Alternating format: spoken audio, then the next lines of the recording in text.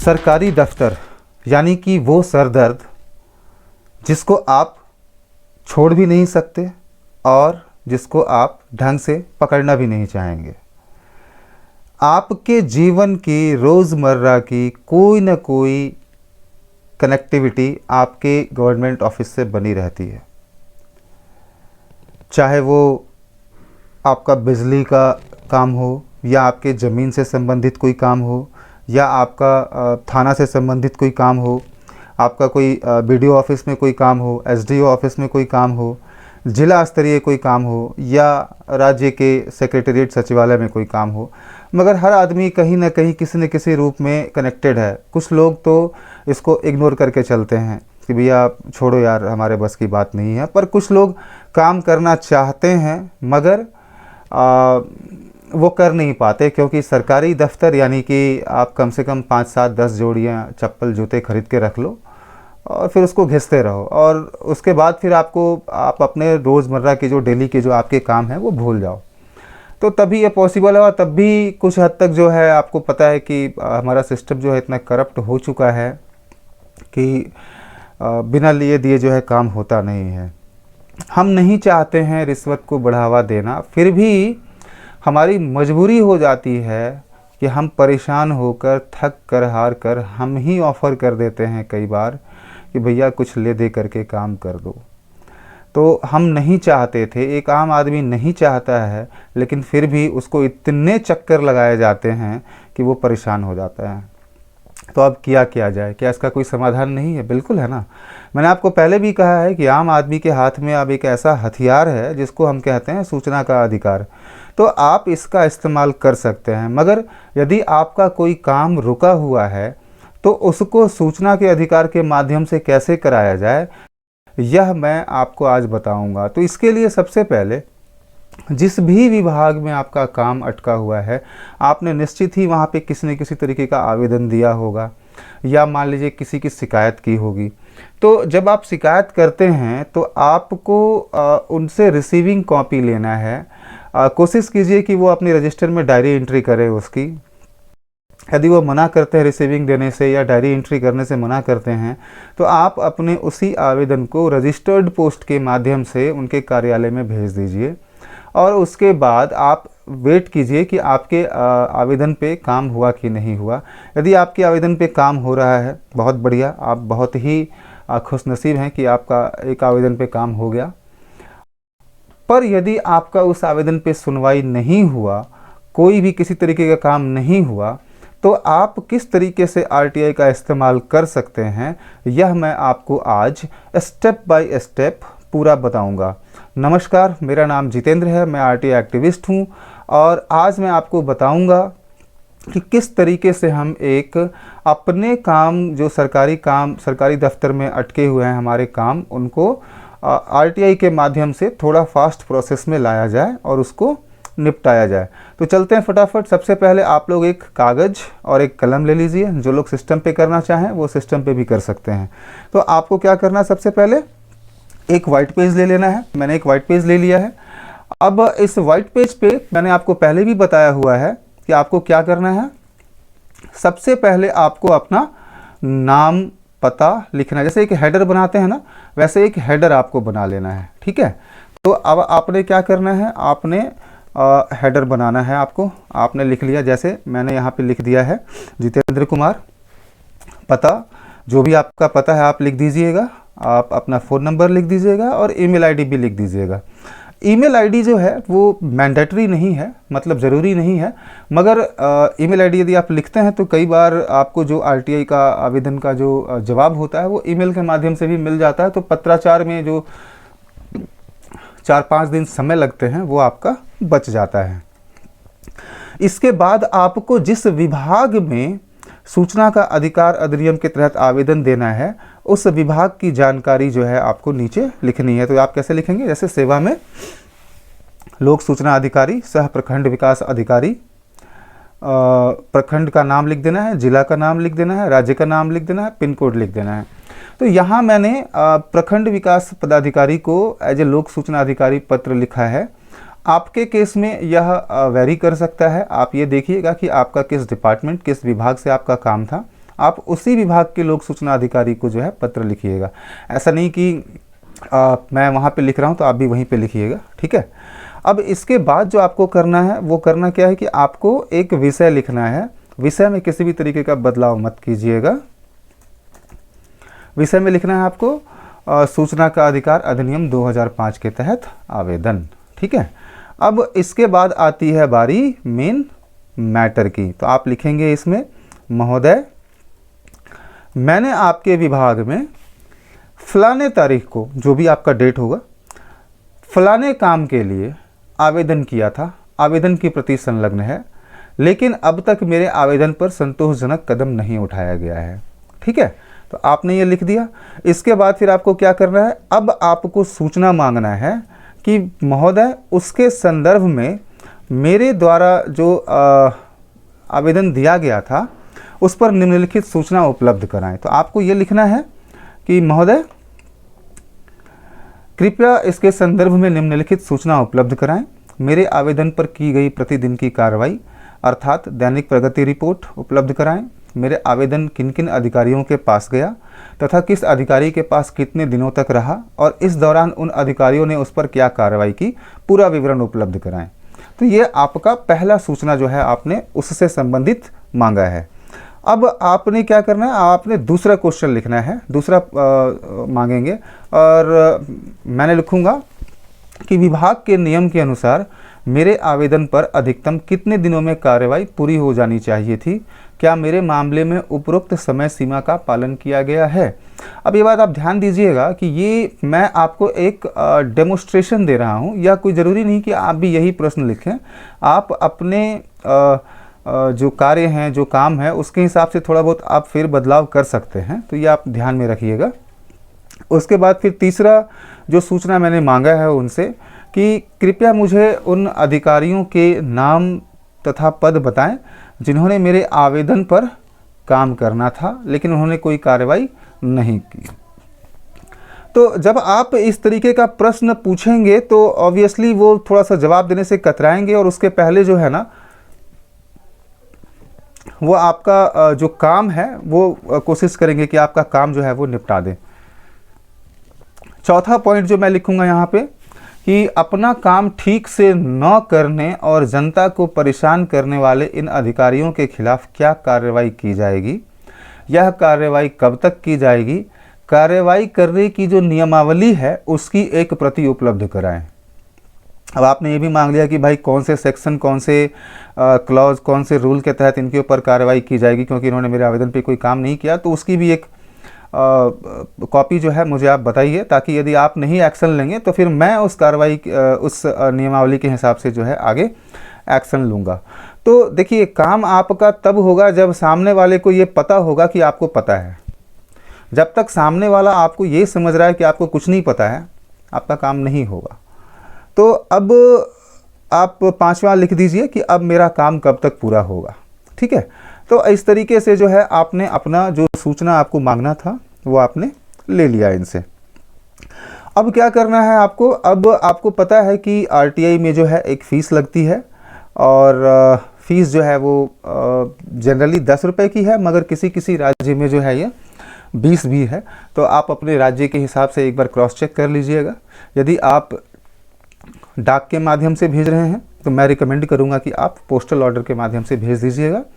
तो आप यहाँ पे लिखिएगा कि मैं आवेदन फ़ीस के रूप में 10 रुपये का पोस्टल ऑर्डर, मेरे राज्य में 10 रुपये है, आप अपने राज्य में एक बार चेक कर लीजिएगा।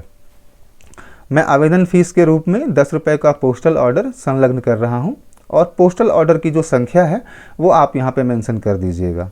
इसके साथ ही दोस्तों, यदि आपको पोस्टल ऑर्डर भरना नहीं आता है तो मैं इस पर ऑलरेडी एक वीडियो बना चुका हूँ और मैं इसका आई बटन पे ऊपर जो है मैं लिंक दे रहा हूँ। आप इस पर भी क्लिक करके जो है, या मेरे चैनल पे जा करके आप पोस्टल ऑर्डर कैसे भरना है ये सर्च करके आप पोस्टल ऑर्डर भरने का भी वीडियो देख सकते हैं। अच्छा, अब आते हैं फिर वापस यहाँ पे। अब आप ये बताना आपको ज़रूरी है कि यदि आप एबव पॉवर्टी लाइन से हैं तभी आपको आरटीआई एक्ट के तहत ये फ़ीस देनी है। मगर यदि आप बीपीएल फैमिली से बिलोंग करते हैं, यानी कि आप गरीबी रेखा वाले परिवार से संबंध रखते हैं, तो आपको ये 10 रुपये की फ़ीस देने की ज़रूरत नहीं है। आपको यहाँ पे क्या लिखना है कि आवेदक जो है वो बीपीएल कार्डधारी है और इसलिए सभी देय शुल्क से मुक्त है। तो आप क्या कीजिएगा, इसको मिटा दीजिएगा, इसको मिटा दीजिएगा, ठीक है। और आप यहाँ पे लिख दीजिएगा कि आवेदक बीपीएल कार्डधारी है इसलिए सभी देय शुल्क से मुक्त है, और जो आपका कार्ड संख्या है, बीपीएल कार्ड संख्या है, वो कार्ड नंबर यहाँ पे मेंशन कर दीजिएगा और उसकी एक फ़ोटोकॉपी जो है इस आवेदन के साथ संलग्न कर दीजिएगा, ठीक है। तो यदि आप बीपीएल से नहीं हैं तो आप ये गलती से भी मत कीजिएगा, आपका पैसा वेस्ट हो जाएगा, डाक के माध्यम से भेजने में आपका समय वेस्ट होगा और ऑब्वियसली जो हमारे लोक सूचना अधिकारी हैं उनका भी कुछ समय जाएगा। तो आप ऐसा ना करें, बल्कि यदि आप एपीएल से हैं या आप यदि बीपीएल से हैं भी और आपके पास यदि प्रॉपर सबूत नहीं है प्रूव करने का कि आप बीपीएल से हैं, तो भी आप ये रिस्क ना लें। आप 10 रुपये का जो है या जो भी आपके राज्य में फ़ीस है वो ज़रूर आप पे कर दें पोस्टल ऑर्डर के माध्यम से, जो कि एक बहुत ही रिकमेंडेड माध्यम है मेरा, ठीक है। तो अभी फ़िलहाल मैं इसको मिटा देता हूँ। मैं लिखता हूँ कि मैं आवेदन फ़ीस के रूप में 10 रुपये का पोस्टल ऑर्डर संलग्न कर रहा हूँ और पोस्टल ऑर्डर नंबर इतना है। अब कुछ खास चीज़ें हैं जो आपने ज़रूर लिखना है उसमें, ठीक है। ये मैंडेटरी नहीं है कि आप लिखें ही लिखें, मगर मैं कहता हूँ कि आप ये चीज़ ज़रूर लिखिएगा। इससे थोड़ा सा आपके जो आवेदन है ना वो उसको बल मिलता है, और जब आपके आवेदन को बल मिलता है तो फिर थोड़ा काम जो है वो प्रेशर मैकेनिज़्म क्रिएट होता है और काम होने में थोड़ी सी जो है आसानी हो जाती है। तो आप यहाँ पे जो है लिखेंगे, एक सेकेंड, पहला पॉइंट जो आपने लिखना है वो लिखेंगे आप कि नीचे दी गई जानकारी आपके सूचना और विचार के लिए, और पहला पॉइंट लिखेंगे आप इसमें कि यदि मांगी गई सूचना आपके विभाग या कार्यालय से संबंधित नहीं है तो सूचना का अधिकार अधिनियम 2005 की धारा 6 उपधारा 3 का संज्ञान लेते हुए मेरे आवेदन संबंधित लोक सूचना अधिकारी को 5 दिनों के समयावधि के अंतर्गत हस्तांतरित करें। मित्रों, मैंने आपको पहले भी बताया हुआ है कि जो सेक्शन 6 सब सेक्शन 3 है आरटीआई एक्ट का, वो हमें ये बताता है कि आपको पीआईओ को लेटर भेजना है। कोशिश कीजिए कि आप सही विभाग में सही पीआईओ तक आप अपना आवेदन भेजें, मगर ऐसा यदि नहीं हो पाता है तो भी आपको घबराने की ज़रूरत नहीं है, क्योंकि यदि यह किसी भी पीआईओ के पास पहुंच गया तो ये अब उनकी जिम्मेदारी है कि आपका आवेदन पढ़ें और पढ़ करके सही विभाग और सही लोक सूचना अधिकारी तक धारा 6 उपधारा 3 का संज्ञान लेते हुए आपके आवेदन को हस्तांतरित करें और सही जगह भेजें। ये उनकी जिम्मेदारी है, आपकी गलती नहीं है, आपकी जिम्मेदारी नहीं है। लेकिन इसको करने के लिए उनको 5 दिनों का समय दिया गया है, और इसके साथ ही वो इसकी एक कॉपी भी आपको भेजेंगे कि आवेदक महोदय, चूँकि आपने जो आवेदन लिखा है और जो सूचना हमसे मांगी है वो हमारे कार्यालय से संबंध नहीं रखता है, और इसीलिए इसको फलाने कार्यालय में जो है इसको हस्तांतरित कर दिया गया है, और ये उसकी प्रतिलिपि है, और आगे की जो भी आपको फॉलोअप लेना है वो आप वहाँ से लेंगे। तो आपको भी पता चल गया, तो अब आगे का फॉलोअप आपको कहाँ से लेना है, आप वहाँ से ले लेंगे। मगर कोशिश कीजिए कि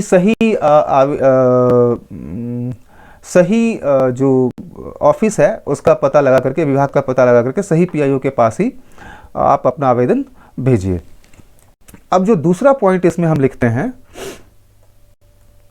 वो ये लिखते हैं कि सूचना का अधिकार 2005 की धारा 7 उपधारा 8 और उसका जो क्लॉज 3 है, और धारा 7 उपधारा 3 और उसका क्लॉज 2 के अनुसार सूचना उपलब्ध कराते समय प्रथम अपीलीय अधिकारी का पद, नाम व पता अवश्य बताएं।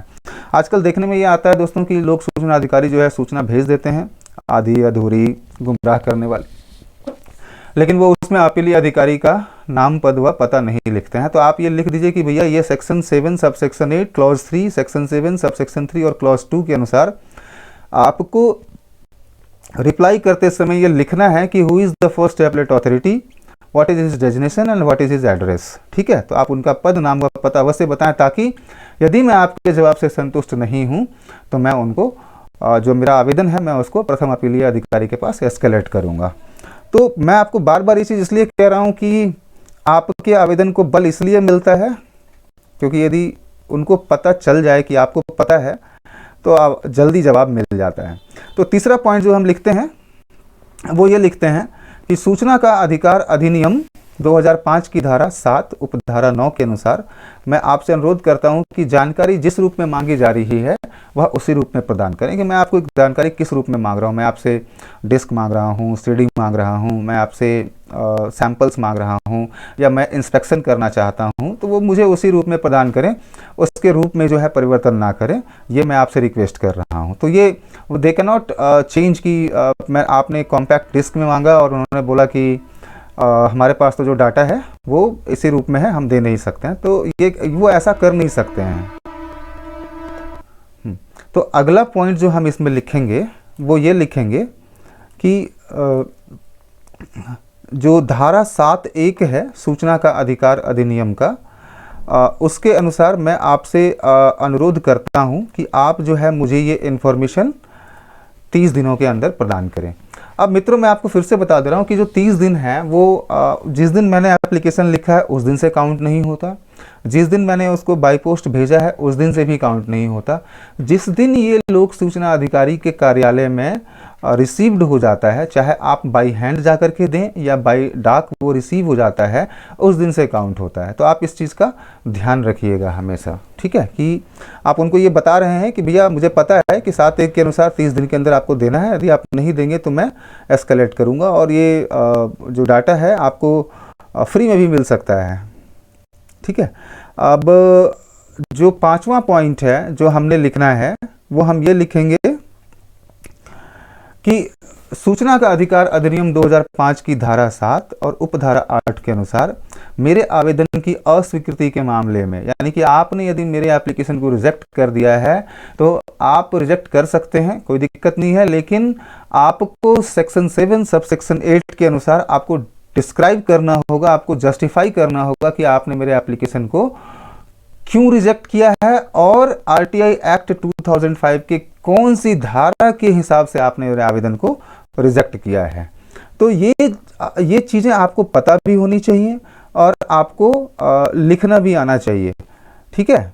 अब जो नेक्स्ट पॉइंट हम लिखेंगे इसमें वो लिखेंगे कि सूचना का अधिकार अधिनियम 2005 की धारा 81J, यानी कि 81J आप लोग यदि आरटीआई एक्ट से थोड़ा सा भी कनेक्टेड हैं तो आपको 81J का मुझे ज़्यादा बताने की ज़रूरत नहीं है, निश्चित ही आप लोगों को पता होगा कि 81J सबसे ज़्यादा रिप्लाई जो है वो 81J में आता है और मैंने इसके ऊपर जो है एक पूरी डिटेल्ड वीडियो बनाई हुई है।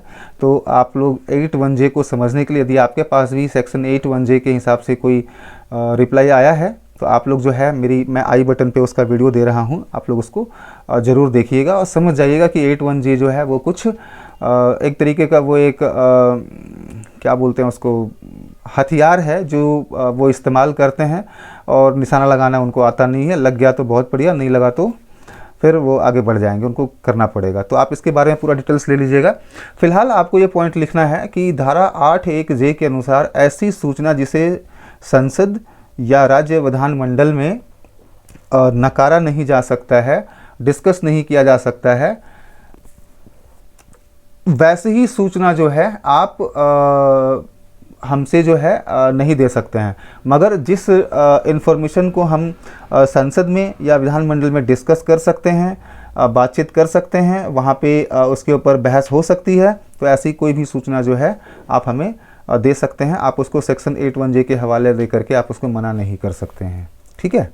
अब जो अगला पॉइंट है वो आपने लिखना है कि जो धारा 7(2) है, ठीक है, यदि 7(2) के अनुसार यदि आपने 30 दिनों के भीतर कोई जवाब नहीं दिया या मुझे कोई निर्णय प्राप्त नहीं हुआ तो ऐसी स्थिति में ये मान लिया जाएगा कि आपने मेरा जो एप्लीकेशन था उसको रिजेक्ट कर दिया है, अनुरोध को अस्वीकार कर दिया गया है और फिर मैं ऐसी स्थिति में फ्री हो जाऊंगा आगे की कार्रवाई करने के लिए, ठीक है। अब जो अगला पॉइंट है वो आपका 6(2) के हिसाब से लिखना है और इसको आखिरी पॉइंट करते हैं। लिखने को तो हम पूरा का पूरा आरटीआई एक्ट लिख सकते हैं, मगर मोटा मोटा जो जनरली रोज़मर्रा में जो काम आते हैं वही मुख्य धारा लिख देते हैं।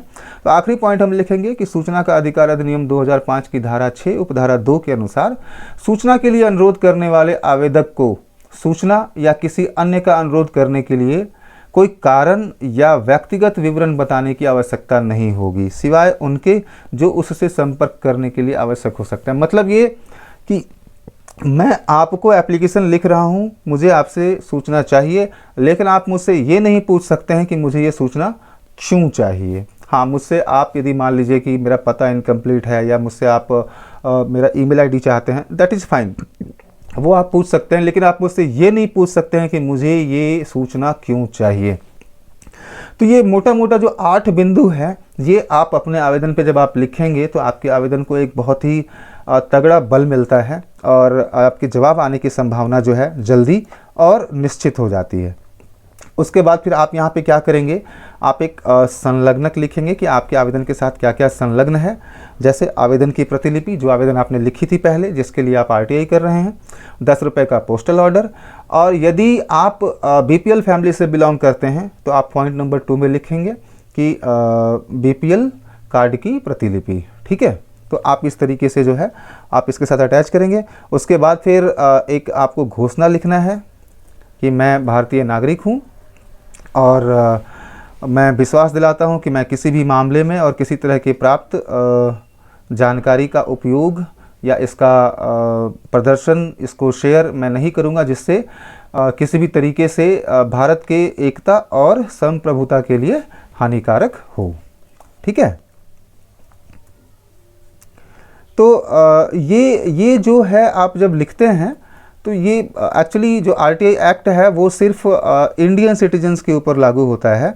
बाहर के लोग जो है वो हमारे आरटीआई एक्ट का बेनिफिट नहीं ले सकते हैं, उनको नहीं मिलेगा। इसीलिए ये चीज़ जो है यहाँ पे लिखा गया है कि आपको डिक्लेरेशन देना है कि आप एक इंडियन सिटीज़न हैं और आपको डाटा मांगने का अधिकार है और आप ऐसे किसी भी जगह पे इस डाटा का इस्तेमाल नहीं करेंगे जो भारत की एकता और संप्रभुता के लिए खतरा बने। उसके बाद फिर बहुत सिंपल है, आपको अपना एक सिग्नेचर और आप अपना नाम लिख दीजिएगा, इसको साइन कर दीजिएगा। ठीक है, और इस तरीके से आप अपना भेज दीजिएगा यहाँ से। तो इस तरीके से जो है आपका जो आप यदि बाई हैंड रिटन लिख रहे हैं आप, तो आप साइन कर देंगे, और आपने यदि कंप्यूटर पे टाइप किया है तो आप इसका प्रिंट आउट निकाल करके आप यहाँ पे जो है साइन कर देंगे। मैं एक दिखा भी देता हूँ आपको। आप यहाँ पे इस तरीके से आप अपना पेज पे साइन कर दीजिएगा।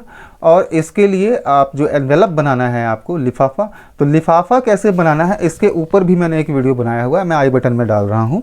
आप लिफाफा भी बड़े आसानी से खुद से लिख सकते हैं। लिफाफे के ऊपर क्या लिखा होना चाहिए आप आई बटन से बिल्कुल ले लीजिएगा, या डिस्क्रिप्शन में भी जो है मैं आपको इसका लिंक दे रहा हूँ।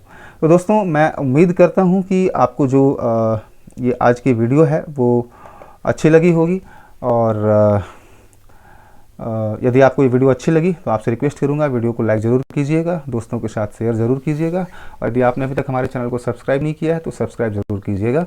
अगला वीडियो मैं किस टॉपिक पे बनाऊं ये ज़रूर बताइएगा आप कमेंट करके, ताकि मैं उस पर पूरी कोशिश करूँ कि मैं उस पर वीडियो जल्दी से जल्दी बना सकूँ। नमस्कार।